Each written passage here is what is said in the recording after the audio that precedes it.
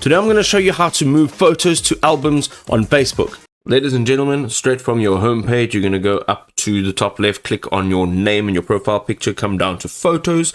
And I'm going to say this right now off the bat, there's no direct way of moving a photograph which has been posted on your timeline directly to an album. So the only way to do this is, first of all, by going ahead, say like this photo over here, this is the one that we would like to actually put into an album.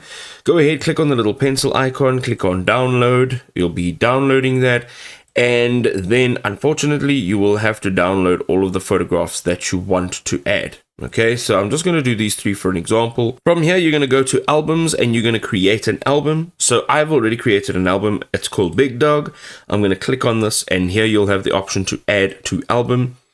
Go ahead and here you will click on upload photos or videos and it'll be uploaded to this album. I've uploaded these three photographs over here. You can also just go ahead and click on the plus icon to add more, click on add to album, and you will now see that these photographs will be organized in this particular album.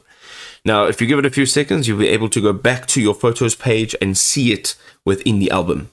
Let's go ahead and click on go to album. You'll see over here, Big Dog, you've got these three photographs right in over here. Let's just click on photos again.